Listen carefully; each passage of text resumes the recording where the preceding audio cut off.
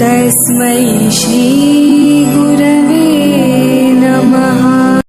નમસ્કાર બાળ મિત્રો, શ્રી સંસ્કાર સ્કૂલ વઢવાણ ઓનલાઈન એજ્યુકેશનમાં આપનું સ્વાગત છે. ધોરણ 2 માં ગુજરાતીમાં છે છઠ્ઠો પર્વતનો મુરબ્બો. તમે મુરબ્બો તો ઘણા ખાધા હશે, કેરીનો, આમળાનો, આવો બધો મુરબ્બો ખાવ છો ને, પણ આમાં શું આપ્યું છે? પર્વતનો મુરબ્બો.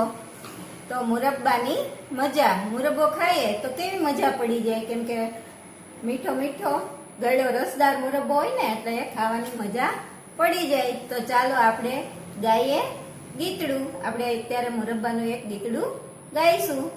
બરણીનો મુરબ્બો ખાવા ચાલ્યા ઉંદર ચાર, ખૂબ ધરાઈ ધરાઈને ખાધો, પોતે ખાઈને કર્યો વિચાર. બચ્ચા માટે ઘેરે થોડો લઈ જઈએ તો ઠીક, ઊંધા માથે પડ્યા બનેમાં ઝરીન મનમાં બીક. શેઠે આવી પૂંછડી જાલી ખેંચી કાઢ્યા બાર, ચૂચું કરતા બધાએ ત્યાંથી ભાગ્યા મારમ્મા. બરણીનો મુરબ્બો લઈને આવ્યા ઉંદર ચાર, બચ્ચા વળગી ડીલે ચાટે મુરબ્બો રસદાર, ચૂચું ચૂચું મુરબ્બો રસદાર. બાળકો, આ ગાવાની મજા પડી ને? તમને ચિત્રમાં બતાવ્યું છે. જો બરણીમાં શું ભરેલું છે? મુરબ્બો. અને ખાવા કોણ આવી ગયા છે? ઉંદરભાઈ. કેટલા ઉંદર આવી ગયા છે? 4 ઉંદર.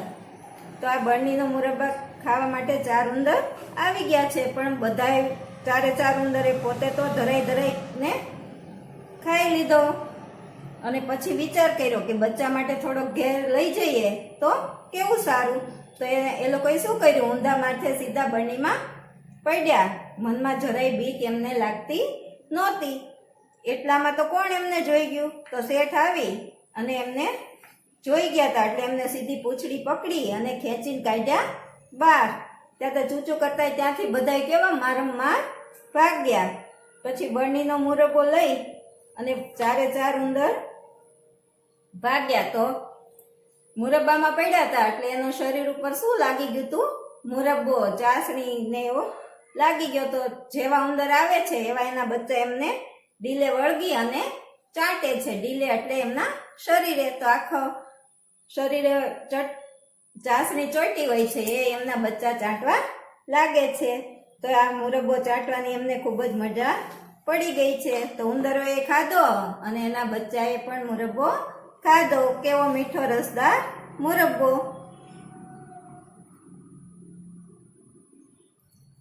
કોને કોને ઓળખો છો? ક્યારે જુઓ છો? ક્યાં જુઓ છો? હવે તમને ચિત્ર આપ્યા છે ઘણા બધા.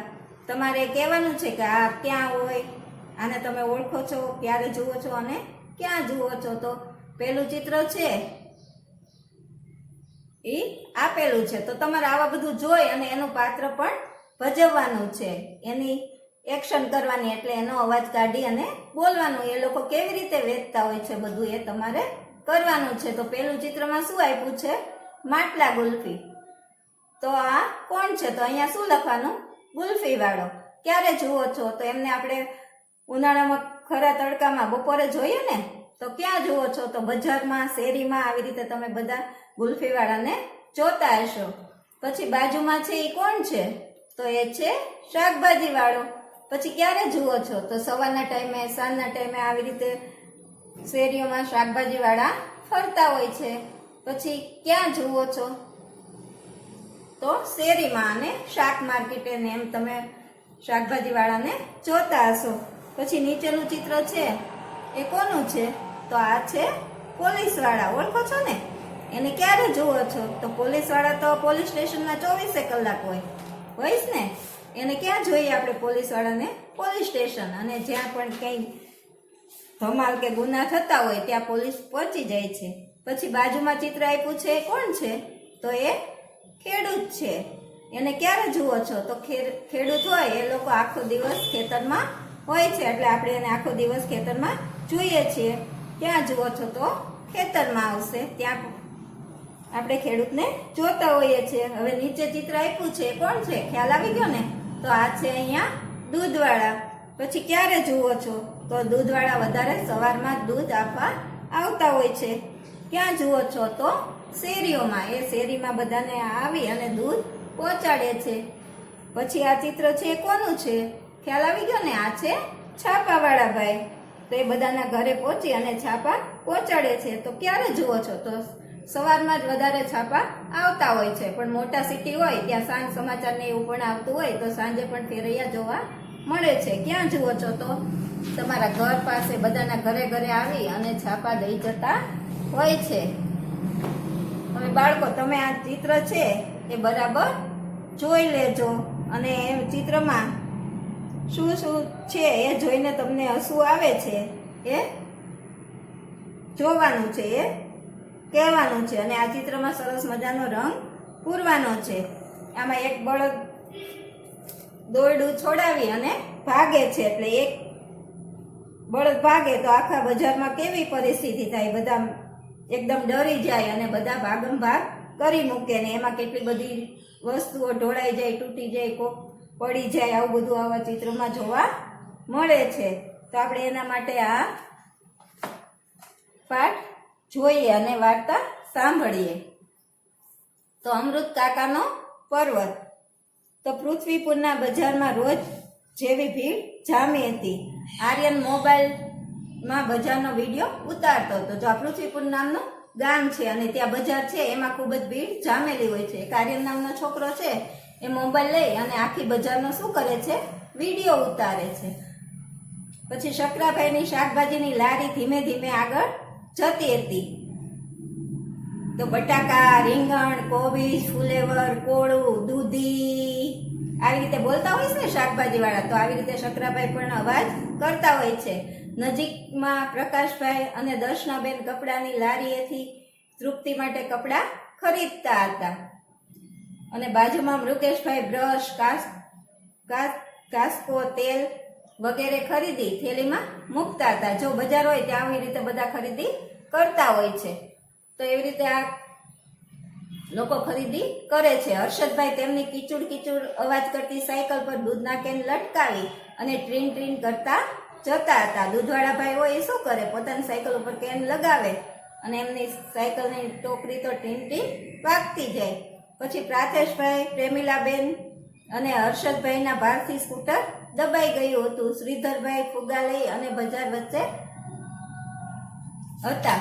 તો આ પ્રાથેશભાઈ, પ્રેમીલાબેન અને હર્ષવર્ધનના ભારથી સ્કૂટર દબાઈ ગયું. એનો કેમ કે બધા એ ત્રણે ત્રણ એકદમ જાડિયા હતા. તમને જાડિયા છોકરા જોવાનું હોય તો હસવું આવી જઈશ ને. તો આવી રીતે એ ત્રણેય સ્કૂટરમાં બેસે છે, ત્યાં તો સ્કૂટર દબાઈ જાય છે ને એ જોઈ અને બધાને ખૂબ જ હસવું આવે છે. શ્રીધરભાઈ ફુગા લઈ અને બજાર વચ્ચે જ ફુગા વેચે છે. પછી ચંદ્રકાંત ચાવાળાની દુકાને તો ટોળું જ હોય. ચંદ્રકાંત છે ચા વેચે છે એટલે ચા પીવા માટે તો ઘણા બધા લોકો આવતા હોય ને, એટલે ત્યાં આખું ટોળું જામેલું હોય છે.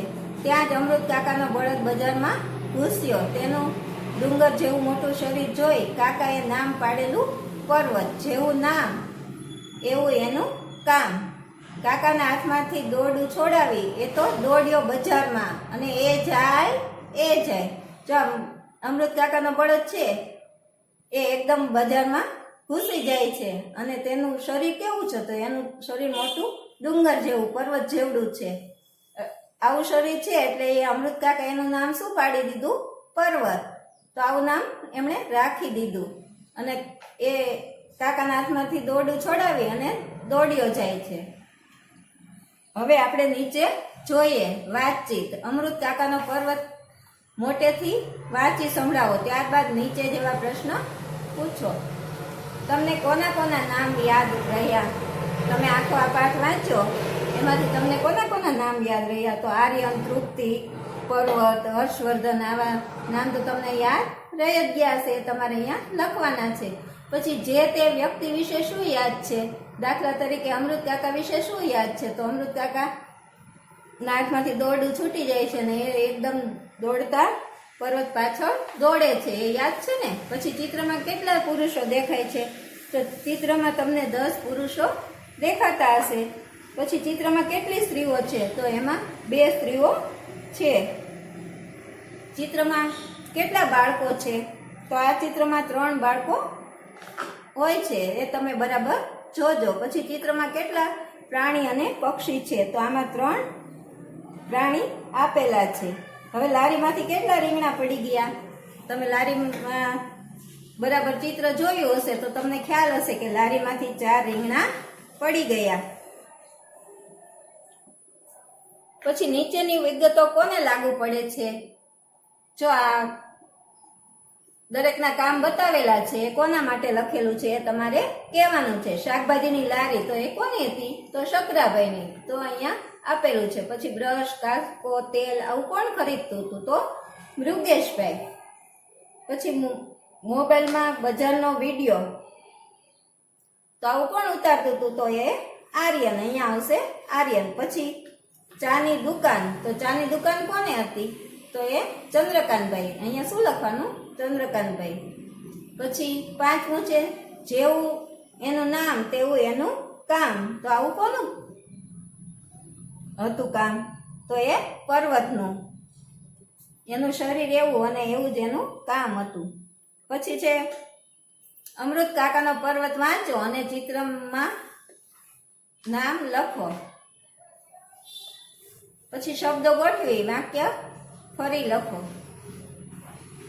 ઉપર તમને અમૃત કાકાનો પર્વત છે એ ચિત્ર આપેલું છે. એ તમારે આખો પાઠ વાંચી અને પછી ચિત્રના કોણ વ્યક્તિ શું કરે છે એ તમારે નામ આપવાના છે. પછી શબ્દો ગોઠવી વાક્ય ફરીથી લખો. બજારનો વિડીયો આર્યન ઉતારતો હતો તો એમ આવશે નહીં, પણ આપણે શબ્દ ગોઠવી અને લખવાનું છે. આર્યન બજારનો વિડીયો ઉતારતો હતો. પછી લઈને જતા હતા શાકભાજીની લારી શકરાભાઈ. તો અહીંયા આવશે શકરાભાઈ શાકભાજીની લારી લઈને જતા હતા. હવે તમને ઉપરનો તો વાંચતા આવડે જ છે ને. હવે હું તમને વાક્ય ગોઠવી અને કહું છું તે તમે જુઓ. આમાં આવશે તૃપ્તિના મમ્મી પપ્પા તેના માટે કપડાં ખરીદતા હતા. તો આવી રીતે બરાબર વાક્ય બને છે. હવે ચોથું છે દૂધ વેચવા હર્ષદભાઈ નીકળ્યા. તો શું આવશે? હર્ષદભાઈ દૂધ વેચવા નીકળ્યા હતા. પાછળ દોડ્યો તેમના બળદ અમૃત કાકા. તો અમૃત કાકા તેમના બળદ પાછળ દોડ્યા.